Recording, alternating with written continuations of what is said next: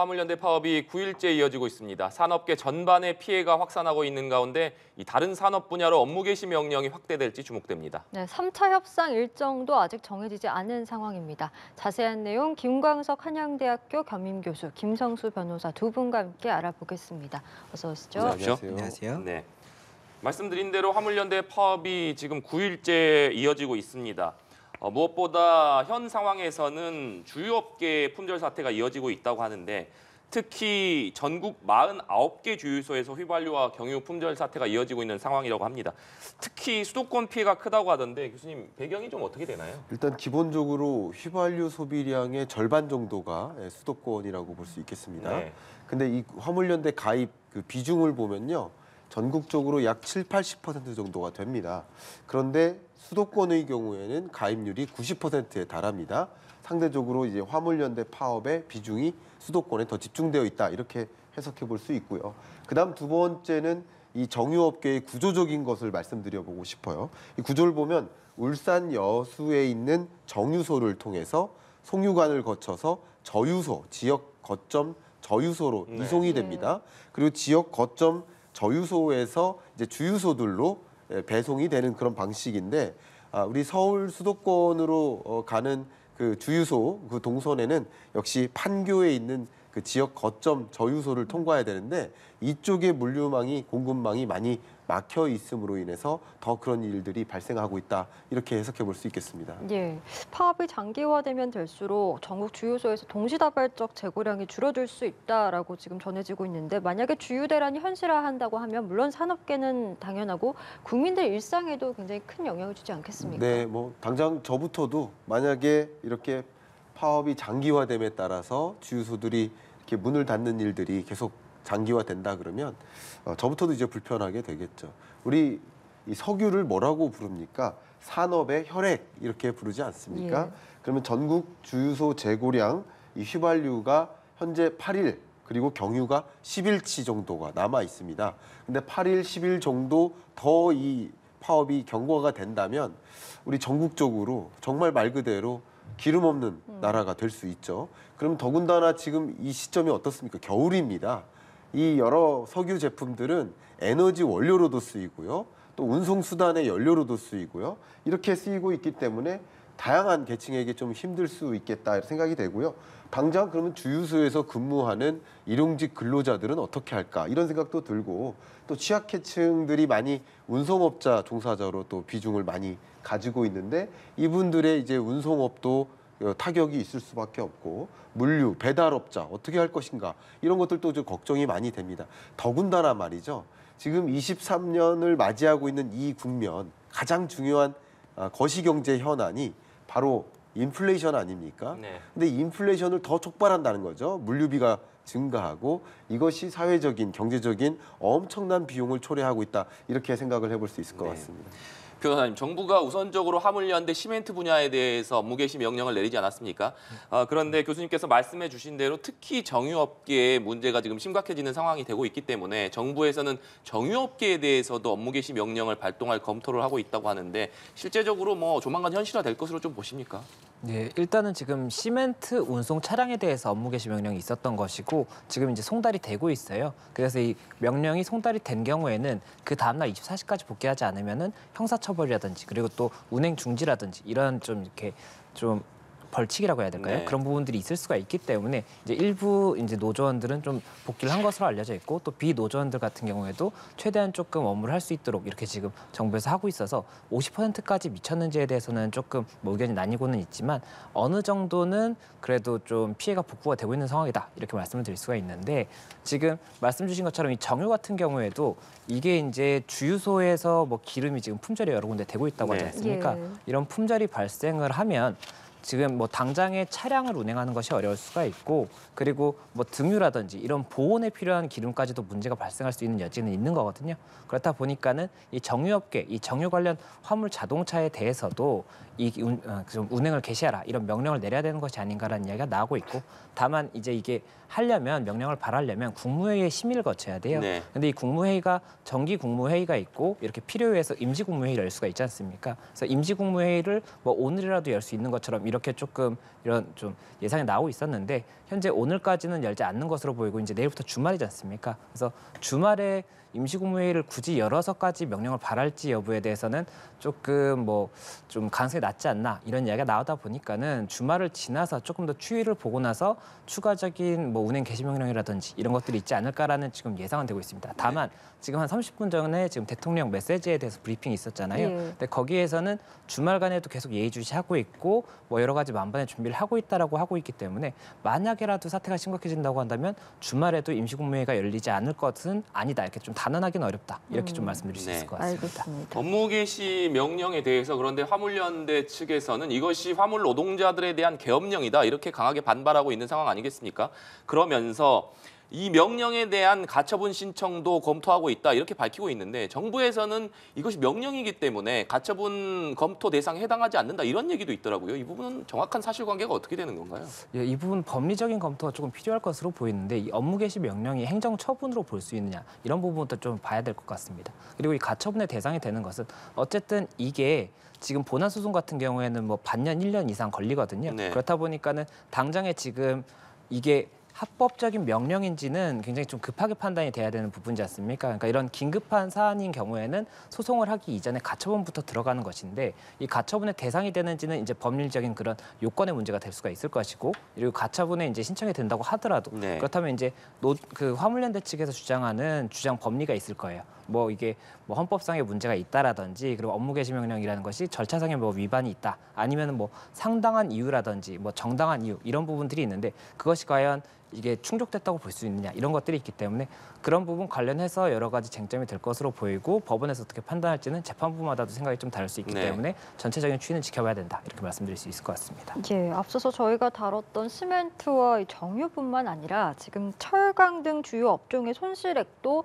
계속해서 커지고 있는 상황입니다. 지난 6월 총파업 때 당시 철강업계가 1조 1,500억 원, 그리고 시멘트업계가 1,061억 원의 피해를 기록했었는데 조만간 이것보다 더 피해 규모가 커질 것이다라는 전망들이 나오고 있습니다. 예, 그렇습니다.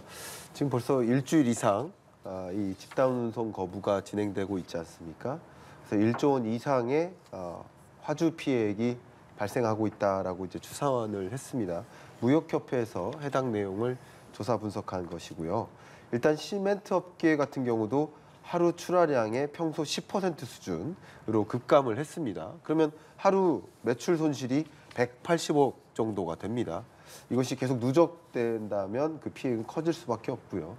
석유화학업계 같은 경우도 하루 출하량이 평상시에 30% 수준으로 떨어졌습니다. 그러면 일평균 680억 상당의 손실이 나타나고 있다 이렇게 추산을 할 수 있고요. 더 중요한 것은 한 4가지 종류의 구체적인 피해가 발생하고 있음을 좀 지적해 볼 수가 있겠는데요. 기본적으로 원부자재가 부족해지면 생산이 중단됩니다. 이 공급망 병목 현상이 야기되죠. 20건의 실제 사례가 벌써 발생했습니다. 또 화물연대 집단운송 거부로 인해서 물류비가 증가하겠죠. 다른 물류를 활용해야 되니까 물류비가 커집니다. 이 물류비가 커지면 국제 경쟁력이 약해지는 거예요. 우리나라의 제품 가격이 국제 시장에서 경쟁력을 잃게 되는 거예요. 그럼 이거 굉장히 중요한 손실을 또 입을 수 있다. 벌써 23건의 사례가 발생했다고 볼 수 있고요. 또 납품이 지연되잖아요. 그러면 위약금이 발생하죠. 예. 더 중요한 게 해외 바이어로부터 이 거래선 자체가 단절됩니다. 납품하고자 하는 계약 기간이 있는데 그걸 준수하지 못하게 될 경우 당연히 바이어에게 거래선이 단절될 수 있고 이것은 경쟁국에게 넘어갈 수 있는 소지가 있어요. 그러면 이것은 또 한두 가지 손해가 아니다라고 할 수 있겠고 벌써 38건의 이 바이어 거래선 단절 사례가 발생했습니다. 또 한 가지가 공항이나 항만으로 반출입하는데 차질이 빚어지면 당연히 물품을 폐기하게 돼요. 유통기한 같은 것들도 있고요. 그런 것들이 물품을 폐기하게 됨에 따라서 발생하는 피해액도 있겠다. 이렇게 보면 굉장히 많은 우려들이 있고요. 한 가지 이 조사된 결과 말고도 추가적으로 우리가 논의해야 될 것이 지금 세계적으로 봤을 때 한국에 과연 투자할 만한 대상국인가라는 것을 고려할 때 국가 신인도가 떨어질 수 있어요. 지금 최근에 채권 시장도 계속 불안해가지고 국가 신인도가 떨어져서 한국으로 어떤 투자를 주식 투자든 채권 투자든 해야 될 대상인가라는 것을 고려함에 있어서 이 투자 매력도가 계속 실추되고 있는 상황인데 이 물류라는 굉장히 중요한 인프라 자체가 이런 부실을 신흥국에서도 볼 수 없는 이런 일들이 벌어진다면 과연 믿고 한국에 공장을 설립할 것이며 한국에 뭐 여러 기업들이 이전 설립할 것인지 실제 한국과 어떤 부품이나 완제품이나 이런 것을 수출입 교류를 할 것인지 이런 고민도 굉장히 많이 되지만 해외 투자자들 입장에서 한국에 적극적으로 투자하고자 하는 그런 매력 자체가 실추될 수 있다. 이 부분은 정말 다시 돌이킬 수 없는 그런 큰 상처가 될 수도 있기 때문에 하루빨리 정부와 이쪽 이 노조 측에서 뭔가의 어떤 고리를 좀 찾아서 해결책을 좀 찾아 나갔으면 이번 주말을 제발 넘기지 않고 장기화하지 않도록 했으면 하는 그런 마음이 듭니다. 네. 정부와 화물연대 간의 접점을 좀 찾았으면 좋겠다라고 말씀을 해주셨는데 그런데 앞서 있었던 2차 협상 같은 경우에도 별다른 합의점을 찾지 못하고 40분 만에 결렬되지 않았습니까? 현재 또 3차 협상에 아직 계획도 잡지 못한 상태인데 앞서 대통령실에서도 브리핑이 나왔지만 정부가 강경한 입장을 계속해서 발신하고 있는 상태이기 때문에 이 화물연대와 정부 측이 다시 만날 자리가 마련될 수 있을 것이냐 이런 부분에도 관심이 쏠리는데 좀 어떻게 전망을 하십니까? 이 사태가 마무리되기 위해서는 결국에는 뭐 이렇게 자리가 마련이 되고 어쨌든 어떤 결론이 나기는 해야 될 겁니다. 그런데 지금 정부 입장에서 그리고 또 화물연대 입장에서 각각의 입장이 굉장히 좀 차이가 있고 이 사실관계에 대해서도 화물연대 측에서는 정부가 대화할 의지가 없다, 뭐 네. 진지한 대화에 임할 생각이 없다 이렇게 좀 이야기를 하고 있고 또 이제 정부 측에서는 6월에 한 번 이미 파업이 있었지 않습니까? 그리고 그때 당시에도 어느 정도의 협상이 있었거든요. 8일 동안 파업을 했었고 그래서 그런 부분이 있었는데 지금의 또 이제 6개월 만에 이렇게 파업하는 것에 대해서는 좀 강경하게 대응할 수밖에 없다 이런 취지이기 때문에 여러 가지 입장에 조금 조율이 필요한 것으로 지금 보이는 상황입니다. 그리고 이 안전운임제가 이 쟁점이 되는 부분에 대해서 조금 설명을 드리자면 지금 이게 6월에도 이 파업을 할 당시에 안전운임제가 굉장히 조금 주요한 이슈였어요. 그리고 이게 안전운임제가 지금 뜨거운 감자가 될 수밖에 없는 게 2018년 4월 17일에 법이 통과가 됐었습니다. 화물자동차 운수사업법에 이게 5조의 5부터 7까지 그리고 67조 1호 그리고 70조 1항 1호 이렇게 해서 세 가지가 이제 법이 신설이 되면서 효력이 조금 새롭게 발생을 했는데 그 내용을 종합을 해보면 이 안전운임이라는 것을 이제 정부에서 고시를 하면 그 이하로 운임을 지급을 하면 과태료를 이제 부과할 수 있도록 돼 있어요. 네. 그러니까 형사적인 이런 과태료의 문제가 될 수가 있기 때문에 안전운임을 지키라는 것이겠죠. 그리고 그렇게 해서 이런 좀 운임이 보장이 되다 보니까 화물자동차 운수에 종사하시는 분들에게는 굉장히 좀 도움이 됐던 부분인데 이게 문제가 되는 것이 2018년 4월 17일 이게 통과할 당시에 한시적으로 일단 운영을 해보자고 한 거예요. 일몰제라고 하는데 일몰제라는 것이 어떠한 제도를 이제 도입을 하는 것이 법이지 않습니까? 근데 이 제도가 도입이 됐을 때 현실적으로 어떤 효과가 날지를 알 수 없거나 아니면은 뭐 코로나 상황이라든지 좀 특수한 상황에서 일단은 필요한데 이게 법이 한번 만들어지고 나면 다시 없애려고 하더라도 법을 또 한번 개정을 해야 되니까 굉장히 조금 일이 여러 가지 절차를 거쳐야 되거든요. 그렇다 보니까 아예 법을 처음 만들 때부터 이 법의 효력은 언제까지로 한다 이렇게 만들 때가 있어요. 그래서 이번 같은 경우에 일몰제는 일단 제도를 도입해 보고 현실에서 어떠한 뭐 장점이 있는지 단점이 있는지를 보자 이랬던 것 같은데 이게 이제 일몰제가 그 유효 기간이 2022년 12월 31일로 돼 있는 겁니다. 네. 그렇다 보니까 지금 화물연대 입장에서는 12월이 지나가고 나면 없어진 제도를 다시 살리는 건 어렵거든요. 그렇다 보니까는 이게 쟁점이 되는 것이고 지금 정부에서 6월 파업 당시에 이제 이야기했던 거는 3년 동안 일단 일몰제가 있었기 때문에 3년을 다시 연장해주겠다 이런 취지였던 것으로 보이는데 이번 파업에서는 화물연대에서 이것을 영구히 제도화해달라. 그러니까 일몰제 부분을 없애달라는 그런 취지인 것으로 보이고 그리고 이 품목이 화물자동차라고 해서 다 안전운임제가 도입되는 게 아니라 일부 품목으로 이렇게 한정을 했었는데 네. 그 품목도 넓혀달라고 하는 거거든요. 그렇다 보니까 이 부분 관련해서 정부의 생각이랑 화물연대의 생각이 좀 많이 다른 것으로 보이고 여러 가지로 쟁점이 있기 때문에 여러 가지 대화가 필요하고 결국 자리가 여러 차례 좀 마련되어야 되지 않나 이렇게 말씀드릴 수 있을 것 같습니다. 예. 말씀해주신 것처럼 이번 파업이 어떻게 보면 주요 원인이자 쟁점이 이 안전운임제 아니겠습니까? 이것이 사실상 지금 워낙 다른 입장이기 때문에 논의가 안 되고 있는 건데 여기서도 좀 어떤 연결고리를 찾을 수 있을까요? 어떻게 좀 네. 예상을 하세요? 예, 뭐 그 부분은 특히 우리 변호사님이 더 잘 아실 만한 영역일 것 같지만 기본적으로 이제 안전운임제를 놓고 그 산업의 확대라든가 대상의 확대 혹은 그 밖에도 그 연장 뭐 3년 연장이냐, 영구 연장이냐 이런 것들이 좀 이권 대립이 좀 많이 있는 상황이기 때문에 그런 부분에서 조금씩 조율을 해 나가는 방향으로 우리가 합의점을 찾아 나갈 필요가 있지 않을까 하는 개인적인 생각을 가지고 있습니다. 네. 철도 노조 파업과 관련된 얘기도 해보겠습니다. 코레일 노사가 어제 자정에 교섭을 시작해서 오늘 새벽에 주요 쟁점 사안에 모두 합의를 했는데 화물연대 파업에 따른 연말 물류 대란과 함께 시민 불편이 굉장히 우려되던 상황이었는데 이것이 교수님 타결이 됐습니다. 이 부분은 네. 좀 어떻게 보셨습니까?